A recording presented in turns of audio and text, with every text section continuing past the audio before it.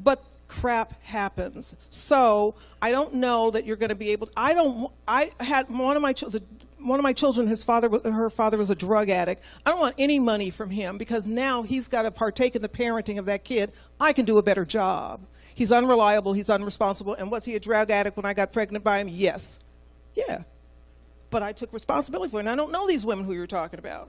So I don't know that binding us financially is going to work. It's not going to work for the child. It's not even going to work for the mother. I don't necessarily want to be beholden to some guy that I find out after the fact or even during which, and I then wound up getting pregnant. I'd rather not kill the kid just because the father may not be a good father.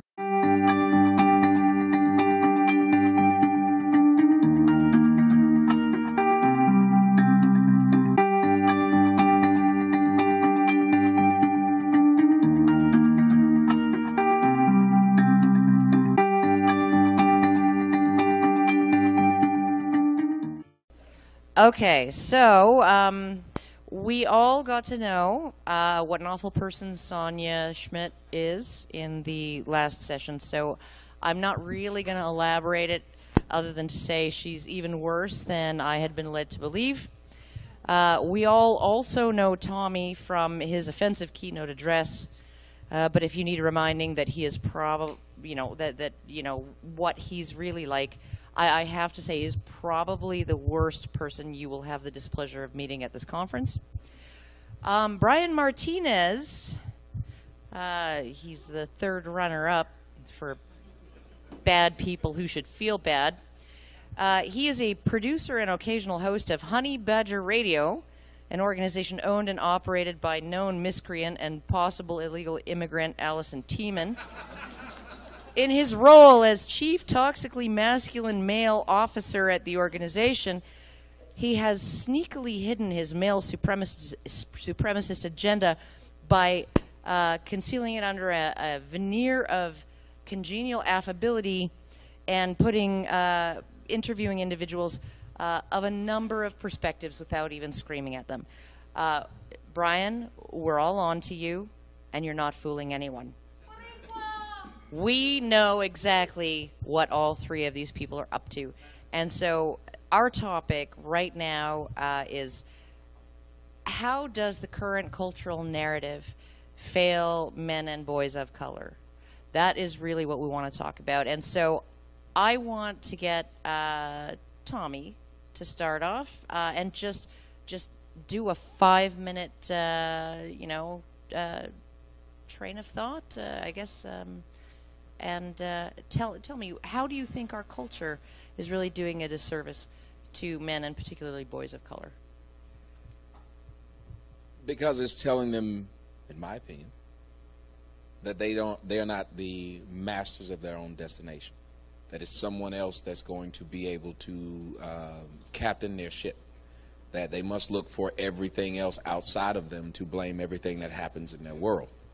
You cannot teach a boy, in my opinion, that he's not the master of his own universe, because then that teaches him to be weak, and that is not what you want out of your men in society. The weak men that you see come from these news programs telling them that they're evil, telling them that they're the cause of something, and especially with black children, it's telling them, black boys, that if they can't get a job, it's a white guy's fault. If they get arrested for selling drugs, well, it's still a white guy's fault because he gave you the drugs. I've heard people in Chicago say, well, they're dropping guns off in Chicago, and that's why these people out here are killing themselves in the streets. I said, well, if they're giving you guns and you believe they're oppressors and they're giving you weapons, why wouldn't you turn it on them instead of turning it on yourself? Well, that's not logical to them, because you're teaching these young boys that, well, outside influences destroy you instead of what you actually decide to partake in. I have a cousin who grew up in the same situation as I did. He's been in prison since I was 25. I'm 43 now. He's serving life. And I was wondering how he was doing, and it was funny. I saw how he was doing because he was on Facebook live with his friends in his cell. So even though he was doing life, they have a phone in there, and they're living life like it's living life outside. And to me, that shocked me because, well, I thought jail was supposed to be a little different than that. But it also made it to where it's a normal, because while he was there, even though he did some of the worst things in the world, he and my aunts are still blaming the white man for it. Hey you! Yes, you watching this video. Did you miss out on going to the International Conference on Men's Issues? Or did you go and now you missed the fun times you had at this amazing event? Experience the magic of ICMI 2019 again, or for the very first time, with Honey Badger Radio's ICMI disc set. The disc set brings ICMI presentations together in one convenient package, as well as disc set exclusive Badger bonus content. Enjoy behind-the-scenes Badger interviews with free speech and men's issues luminaries, like Sargon, Janice Fiamengo, and Count Dankula, as well as a never-before-seen Badger cartoon. Also available is sparkling ICMI merch, such as our professionally designed program book, sticker sets, badges, and more. Go to feedthebadger.com and claim a piece of men's rights history for yourself. Brian. Same question. Yeah, no. I think that what we are seeing in, and look, I just want to say before we start, this is why there was a pause. For the record, I can't stand that I have to be up here to talk about men who are non-white to try to sell this idea that we have to care about all men, regardless of color, just to get the idea across. It's almost like you have to be the guy that's like drowning, that's underwater and the bubbles are coming up. And that's the one that everybody wants you to look at and say, well, what about those guys? And it's like, well, yeah, but then there's these other guys that are just waist deep in the deep end, and they're also going to be drowning pretty soon, but that's not important. However, that's not necessarily to say that I don't want to talk about this. I just wanted to put that out there right off the bat. What we're looking at with Black and Latino communities specifically, so when we say like men of color, I think that's what we're really talking about. The issue is basically like what Tommy said, you know, and I think that we're seeing the fruits of our labor in terms of the destruction of the family unit, and it's like you just pull the one piece out. You pull out fathers. You know, my mother, for example, I had my father for most of my life, and when I turned about 16, 17, my mother kicked my father out of the house. The reason why, by the way, and this is a bit of a personal story, but I think it's important, because I'm actually one of the better examples. Most of the Latinos in my Puerto Rican neighborhoods didn't have fathers at all, or they were raised by stepdads. And stepdads, they beat their kids because it's not their kids, right? So my father was kicked out because he fell into a terrible depression and became addicted to alcohol because his mother died, and he never bounced back from that. And so my mother, because she didn't want to be his mother anymore, kicked him out of the house.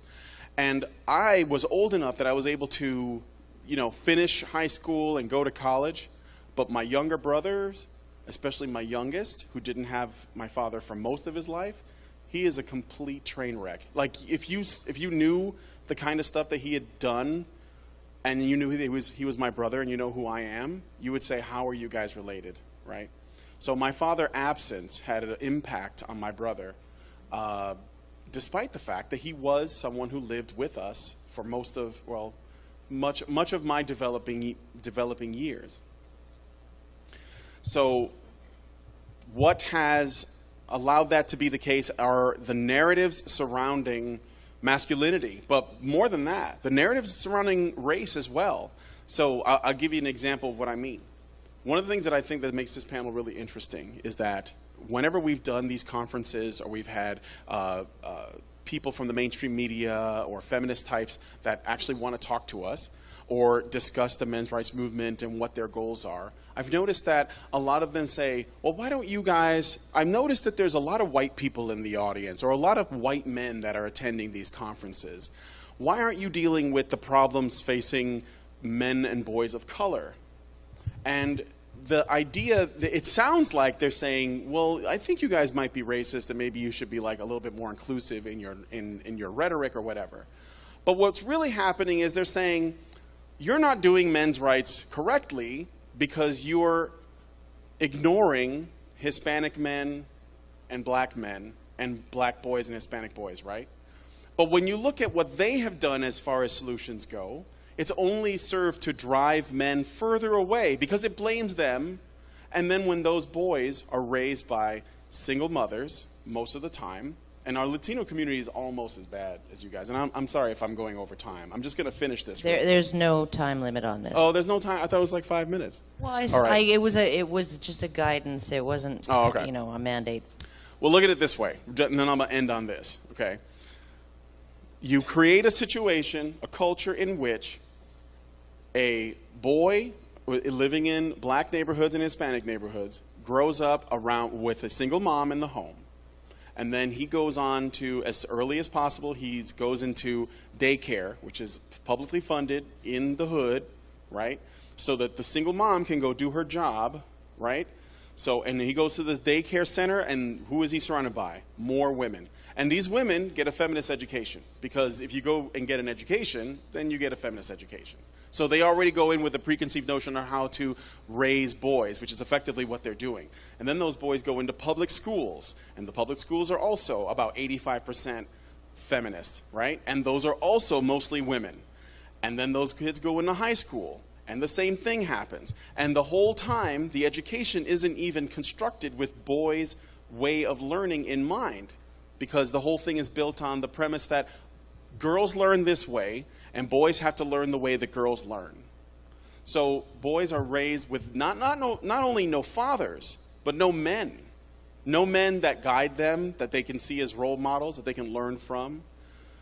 And it's no wonder that they go out looking for ways to connect with men, and they join gangs, and they get involved with crime, and they look for family outside of the home. And of course, they're around other men who are also raised by single mothers. And most of these men, and when they act violently, because they get into turf wars, because they become emotional at the first sign of anything that they don't like, that they find disagreeable or disgusting, well, and then the media says it's either institutionalized racism, which of course has no interest in solving the problem, and it's not true, it's a distraction in my opinion, or it's toxic masculinity. Which, how can it be toxic masculinity if these men have been raised by women their entire lives? And that's what I think is that's my opinion on what's the problem. Okay, Sonja. Whoa, am I loud? I'll talk softly.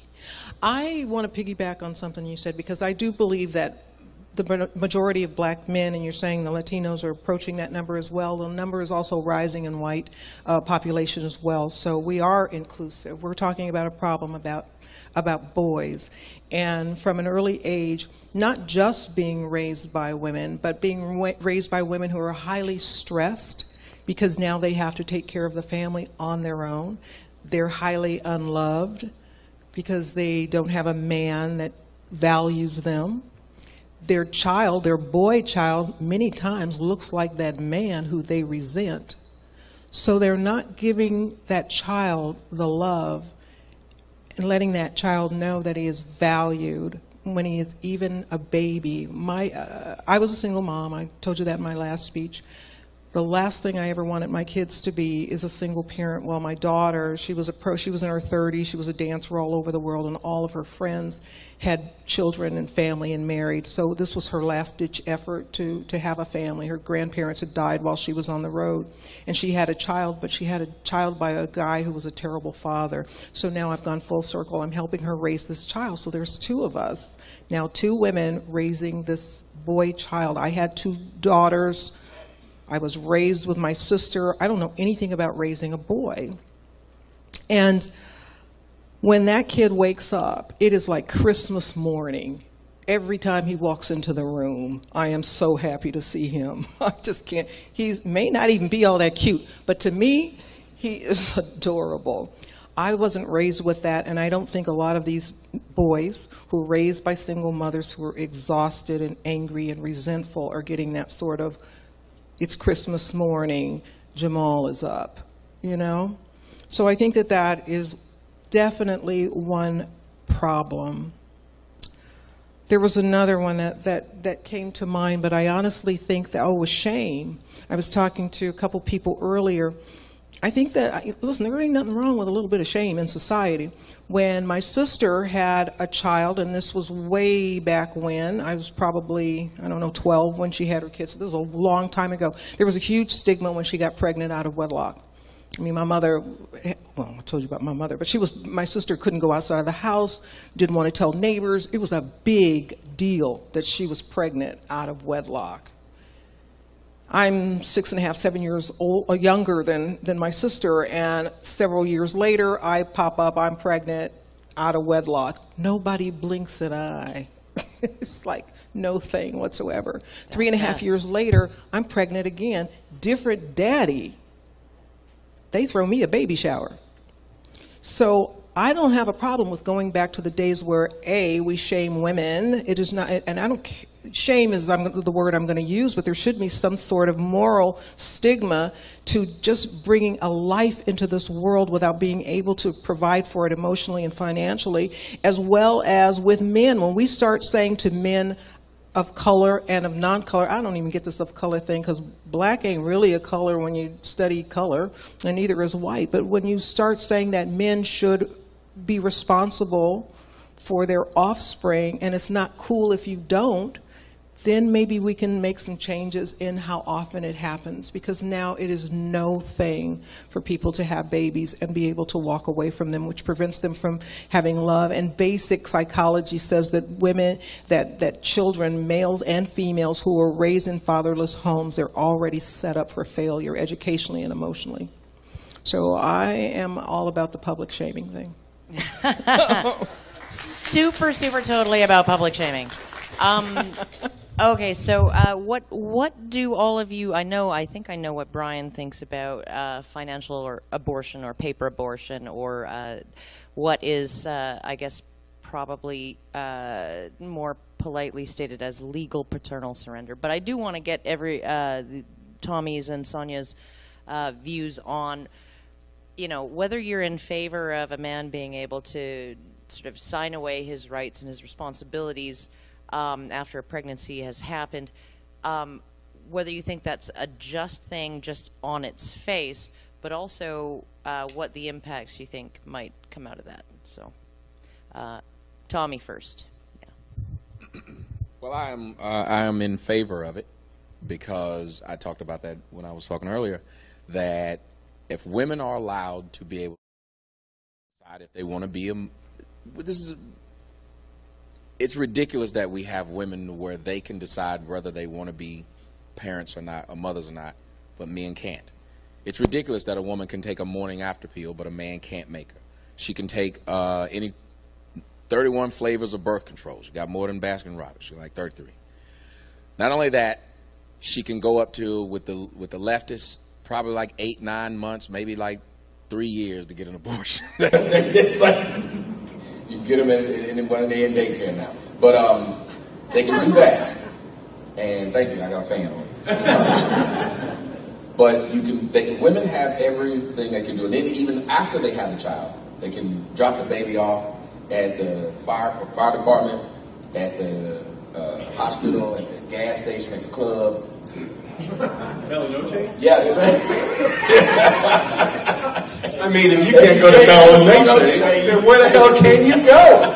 But if that's the case, they have all these options. And the only option we give men is what?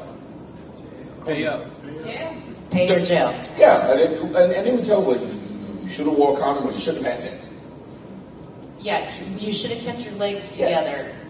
Yeah. No. And then we tell men that. So when women can have all these options, why is it that we would not allow a man to just say, okay, cool, it's your body, it's your right. I don't want to have to pay for it. I shouldn't have to pay for a decision you made singularly. You made it by yourself, fine, you pay for it by yourself, and if you can't, then you probably should consult me first. But since you didn't, and since the government says you don't have to, well, I'm going to sign my rights away as a parent. Because remember, Barack Obama, the quote-unquote first black president, the reason he was a president was because he had a single mom who took care of the kid by himself, not the single mom who decided to have an abortion. Because I've never seen an aborted kid fly a plane. I've never seen an aborted kid run for president. I've never seen it. So why is it that we try to make it seem like abortion is okay, but signing away your rights to a child is wrong? That's just to be a deadbeat dad is horrible.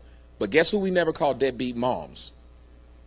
Women who give their kids up for adoption, because guess what? An entire new family which does not share DNA with that woman, with that child at all, is now raising that kid, and that woman gets to walk away scot-free, doesn't pay a dime. Is she not a deadbeat? But we're going to talk about that guy, huh? Well, yeah, sure. I totally get the argument, and that's like the basic equality argument. I want to know if you think that bringing the follow-up question. Do you think that bringing this in as a measure will actually have an impact on people's choices in terms? Well, that's where I was going. Choices? Okay, good. Yeah, so because the reason why I wanted to build all that up was to show you where the impact would be. The impact would be here. These women are getting compensated in many cases when they have children. They're getting compensated. If you have a child by me, you're going to get a nice little check once a month. So a woman has no reason to keep taking her birth control. She has every reason, even if it's just a one-night stand, to have it. Now imagine if I could go in, or if Kevin Durant or anybody who has some money would say, I'm not giving you a dime because I didn't want it. Would these women still be as irresponsible to have a child by anyone if they knew they had to take care of it by themselves? If your child knew that no matter how many cars or credit cards they signed for, you would have to be held responsible for it if they didn't pay it, do you think they would go out and be very discerning when they sign up for a credit card or car? No, because they know you would pay for it. Now, if they knew they had to pay for it themselves, they would care about it. And women would then take that right that they have, that the government gives them, they would take it a lot more responsible if men said, I can opt out just like you can. Sonja, yeah.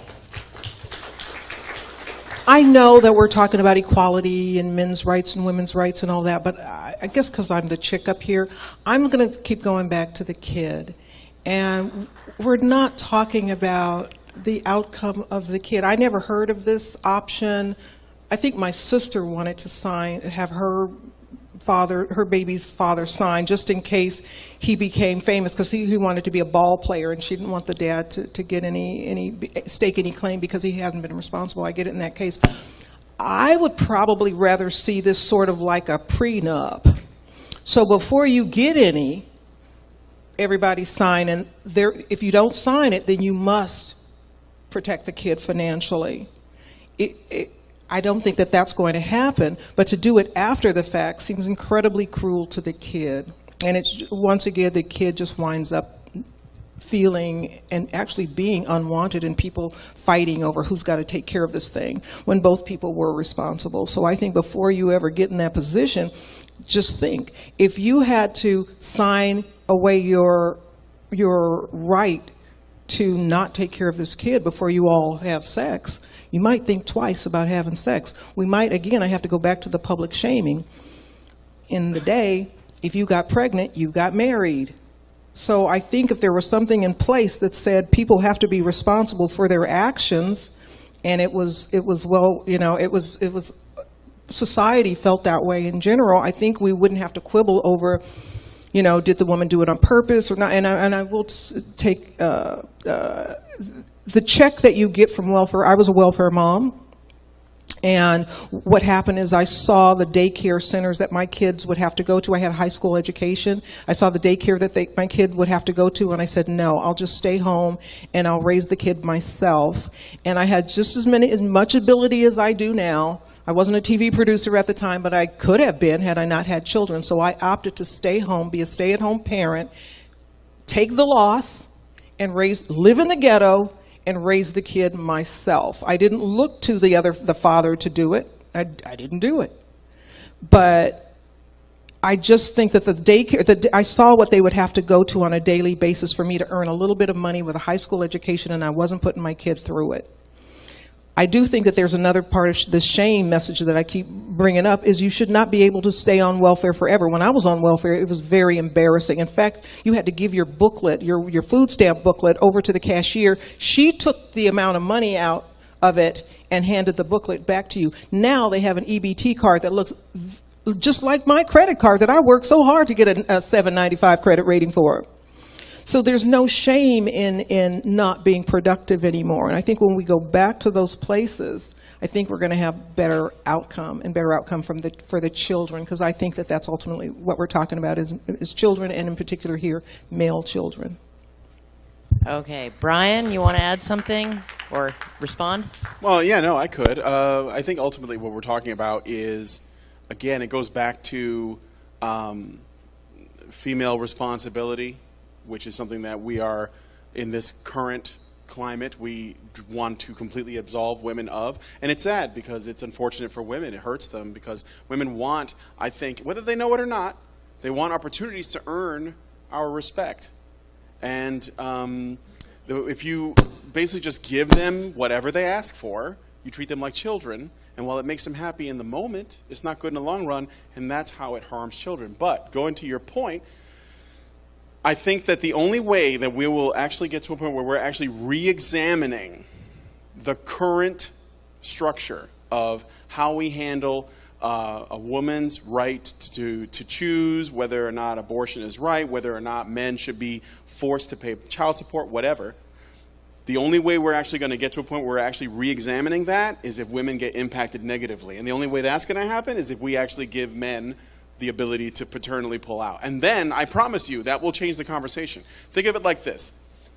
Currently, women can join the Army if they want to. And in fact, we lower the standards so it's easier for them to do so.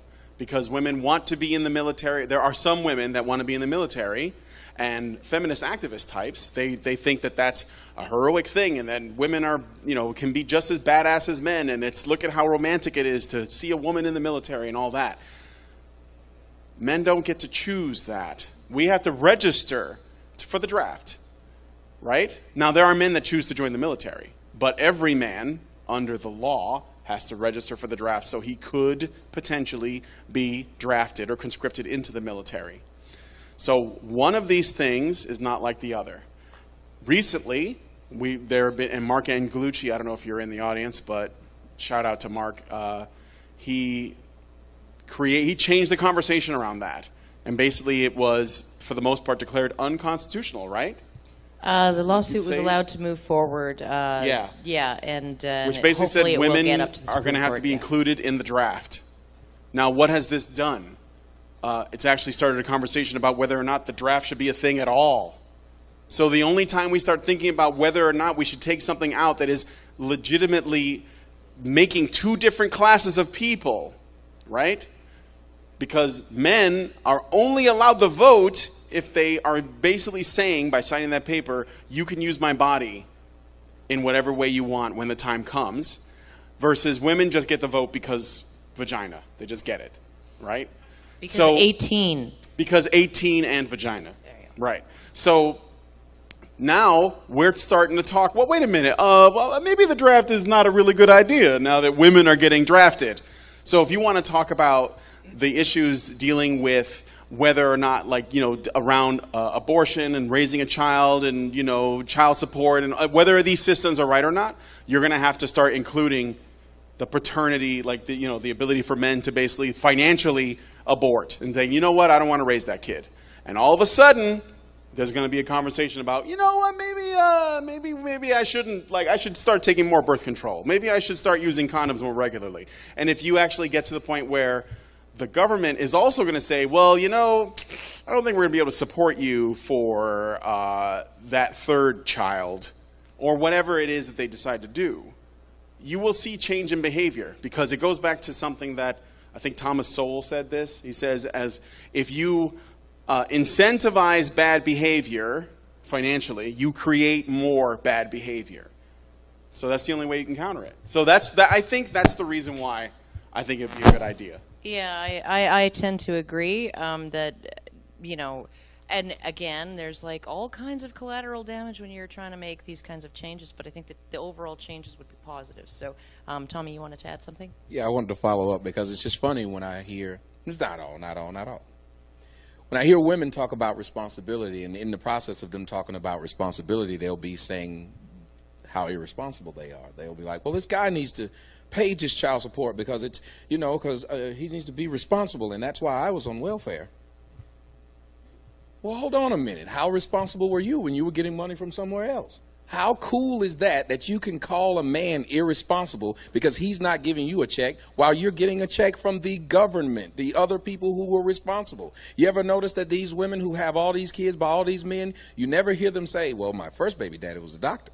My second baby daddy was an engineer. My third baby daddy was an astronaut. No, it's just this guy was on the corner. His name was Man. His name was Duracell, and he wasn't responsible. But the last I checked, he wasn't responsible when you were laying down sleeping with him. He didn't have a job. He already had other kids that he hadn't been taking care of anyway. This is more the norm than this I chose a good man and he walked away. But this woman still can go somewhere and get help. But this guy's a deadbeat if he can't pay a bill that he couldn't pay when you were laying down with him. He literally didn't have a job when you got pregnant by him. I did a story about 3 men in Tennessee who got 46 women pregnant and had 78 children. 3 women. I love white people because they love to interview black folks, and they know black folks don't get sarcasm when they're doing it to them. Oh my! So did you know? Did you know that Jamarquavius had other babies' mothers? Yeah, I did. Did you know you were going to be getting 83 cents is what one of the women got? Child support check, because they were garnishing his check. For all of the other kids, right, too. And the first ones born have the highest claim. Yes. Right? So they get the most, and then everybody else just gets whatever crumbs are left. Right. So and you're sitting there, and you're listening to this woman, and you can see the smirk on the woman's face as she's interviewing this lady. And they were all saying, well, they knew about the guy, and they still were doing it because, well, the government will help us, but he a deadbeat. Oh, yeah, like that woman that was in that motel, and she was like, who's going to take care of all these kids? All these kids. All these 16 They kids. gave that woman a 6-bedroom home. She got pregnant 3 more times and had 7 of the kids taken from her. Again, I have to go back to the shame thing. If it was not... And I hear those do a good job of that. Yeah, because, listen, I'm going to have to speak in behalf of women who are also sweet talked by men, looking for love, hoping to have a family, and it doesn't work out. Not everybody is just trying to have a lineage of children running around, okay? My daughter, like I said, my daughter was pressured by age and all. She had a baby. She didn't have a great father. We're raising that kid now. But she has never gotten public assistance. I'm exhausted as a grandmother who has to watch this kid every day. I didn't raise her to go on welfare. I told her what my experience was like the few years I was on it. And I'm so exhausted, I wish she would go on welfare. But so we're not talking about all women, in particular all black women, and I've seen some Latino women who are having just as many babies. I don't know that it always comes from those kind of women. Those kind of women are problematic, just like the men who are fathering these children. But I think that I would rather talk about a larger segment of people who are of childbearing age, in particular women who want to have babies and it doesn't work out. And yes, if there was a time where we could have, just like when I was young, if you have welfare but you don't feel good about it, so you work your behind off to get off of it, then I think that the system works. We do want to be a compassionate country where we help people out in need, but we don't want to change the goalposts of this need so that they can get a 6-bedroom apartment for doing stupid crap. So that's my thing. I just want to defend women a little bit here. Oh, that's women okay. Not adults. Wait. I just want to say that what we are talking about also, and this is actually important to point out, is that the women that, the single mothers we're discussing are themselves a part of a larger cycle. Like their mothers were probably single mothers and so on. And yes, that applies to Latino women as well. At least, I will say at least Puerto Ricans, because that's what I only speak for Puerto Ricans. So any Mexicans or Cubans, I don't know what the situation is, but I assume it's similar. I thought you were Mexican, Brian. No, I'm not Mexican. A shipwrecked Mexican is what we call Puerto Ricans. Oh, right. Okay, gotcha. Are women not adults, though? Like, that's bothersome to hear me say. You never hear a man say, you know, she's sweet-talking me out of the... No, he's just a bad guy. It's just like when they tell you that women mature faster than boys. Yet if a 16-year-old boy gets a 16-year-old girl pregnant, he's the bad guy. Well, Apparently, he's the mature he one. he got my daughter pregnant. Like, she couldn't think for herself. And I'm tired of, no offense, I'm just tired of hearing grown people say, oh, well, her clock was ticking and she got sweet talked out of her pants. There's a thing called, if he's not married to you, why would you let him get you pregnant? That's just common sense thing. There's a thing called, if I can't afford to have this kid by myself, why would I bring it into the world hoping that someone who has not committed to me would commit to it? Okay, I will end things there, just because we are actually almost out of time. We have enough time for like maybe 2 questions.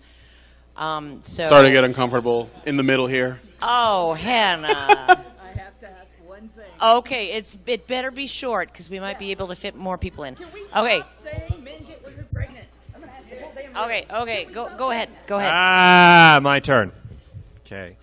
As an alternative to parental surrender, has anyone ever considered that if we were to impose the same financial obligations on women that we do men and make them demonstrate their willingness to actually support their own child, that it might have the same effect? Oh, it would, but that was They might want to share parenting a little bit more too. If you allowed it to where whatever you asked that man to give for child support, that woman would have to give it to, they wouldn't sign up for it. It would do the same thing that you were talking about. They would not sign up for it. They want to get things, but they do not want to give things to get it. I don't know these women. I'm sorry, I don't know these women. The women I know take responsibility for their actions. Shit happens. You sometimes get impregnated, just like a man. He winds up there's something called sex, which is sometimes irresistible. And crap happens. If you don't want to have a baby, don't have sex. That is simplistic, but crap happens. So I don't know that you're going to be able to, I had one of my children, her father was a drug addict. I don't want any money from him because now he's got to partake in the parenting of that kid. I can do a better job. He's unreliable, he's unresponsible, and was he a drug addict when I got pregnant by him? Yes. Yeah. But I took responsibility for it, and I don't know these women who you're talking about. So I don't know that binding us financially is going to work. It's not going to work for the child. It's not even going to work for the mother. I don't necessarily want to be beholden to some guy that I find out after the fact or even during which, and I then wound up getting pregnant. I'd rather not kill the kid just because the father may not be a good father. So I want to give it life, and I know somebody brought up adoption. I think that adoption is a much better option than killing a kid. Because there are some people... Any birth control involved? Yeah, crap happens. Really? Yes. I talk to a lot of women who are always that 1% of women who got pregnant on birth control. It happens. Just adding. Can you get the flu if you take airborne? Crap happens. I just want to back up Tommy here in terms of. There are women like this. I know one of them. It's one of my best friend's sisters, and she oopsed her way into 5 of the 6 pregnancies that she had with her husband. And by the time the 3rd kid rolled around, he was starting to suspect and offered to get a vasectomy, and she told him that if he even dared to do that, she would divorce him and take him for alimony and child support and the house, and he realized it was cheaper to keep her, so he was in for 3 more kids. Holy cow. So, yeah. And I think we're a little off topic here. I think we started talking about the best things that we could do for minority boys, and now we're talking about who gets pregnant on purpose. But I think that... I think these are interrelated topics, though. They are connected, but we're still not... Now we're not talking about what could help the kid. The kid that's going to help a minority boy is to not be brought into these situations where he's not wanted.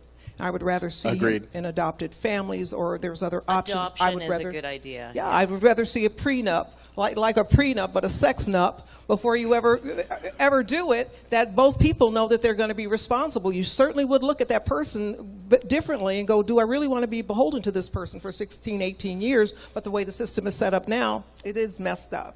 I just love it that if a guy slept with a crackhead and got her pregnant, we'd say, what were you doing? But when a woman sleeps with a crackhead, we say, well, I'm still responsible How is that a responsible behavior? You were literally sleeping with a crackhead. That may not be a responsible behavior to sleep with him, but what you do afterwards. It's like anybody else who makes a mistake in life. It's what you do to rectify that mistake that makes sense. Well, Okay.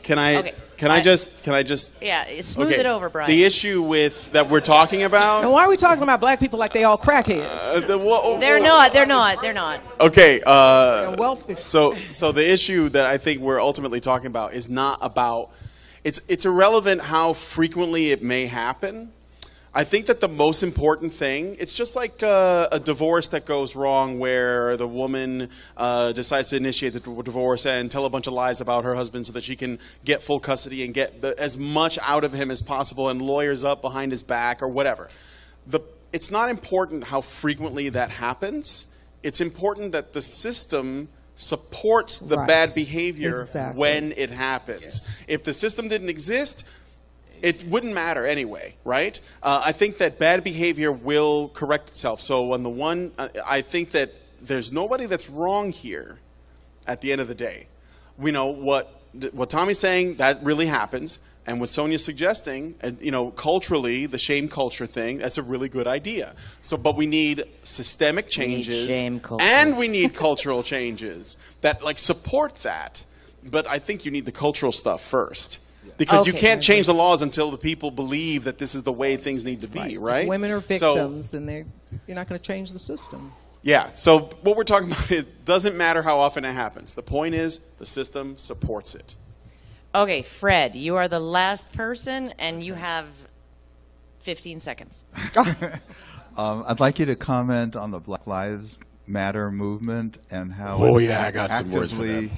How it actively obscures men's issues because it's really black men and it's their maleness, not just the race. Yeah, can I just jump? I'm not you're black. you're the black. I'm not Well, black, yeah. but I got something to say. You got If you- light skin privilege. Yeah, so well, go ahead. I did my 23andMe, and I'm 24% Sudanese, so I'm pretty African, okay? So 50% Iberian and 0.05% Ashkenazi Jew, so I know what I'm talking about. So, woo!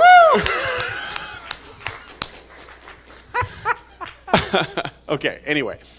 Black Lives Matter is not an organization that is interested in the suffering of black people. And they are, if you go to the website, just go to the website and look at their mission statements and look at what they actually, their core principles. That's like the best way to find out whether or not an organization has the best interests of whatever it is that they claim to have. BLM is an intersectional feminist group. They actually prioritize black women over black men. And let me explain why that's strange. There's nothing wrong with loving black women and caring about them, obviously. But you built a movement that started because black men were being killed. Okay? Whether you think that it's justifiable or not, that's not the point. Because the narrative is, evil racist cops, evil racist government is killing black men. And then you start the movement, and then within the people who started the movement, by the way, 3 women, intersectional feminists, black women, they call them, have you ever heard of, there's, I think they're called black feminists or Afro feminists. But anyway, it's a different, huh? Oh, womanists, that's right, womanists, right. They started it, I forget their names. And if you look at it, it's all about, it talks about support for women of color, LGBTQ people of color, everything except men. Actually, men are not even listed in the people that they claim to care about. Imagine the people in your group, in your tribe, die, and then you form a movement that's based on their deaths, but in your manifesto, you don't mention those people at all. And that's Black Lives Matter. And to go further with it, there are a lot of Black Lives Matter sort of adjacent websites that talk about these issues. There's one website, you may have heard of it, called The Root. You ever heard of The Root? And they put out an article, and they put a lot of really, really cancerous shit on this website. But this one was entitled, Black Heterosexual Men Are the White People of Black People.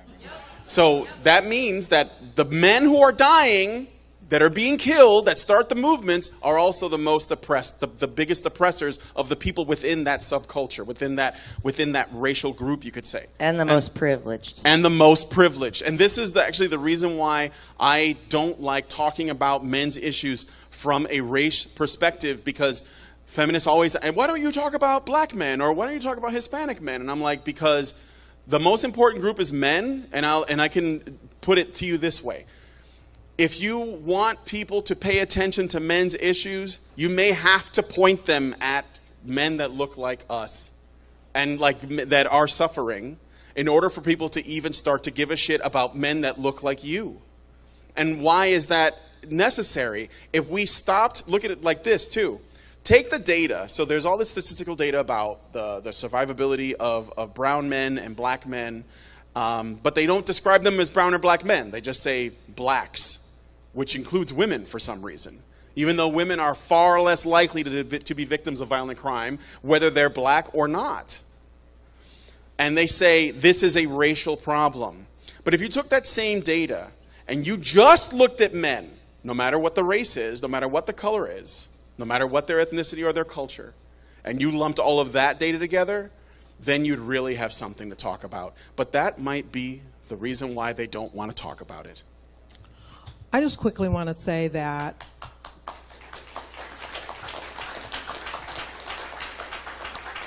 I think that any modern day movement that starts in a lie is not real. So we know how that whole thing came about. It's not true. It's a government group. It's something in connection with a hard left. So anytime you have that, it's not a good movement. Secondly, I will say that if black lives really mattered, then they would rise up against the amount of black babies that are aborted, with Planned Parenthood being planted in our neighborhoods, with the millions of black children that are being murdered every day in the womb.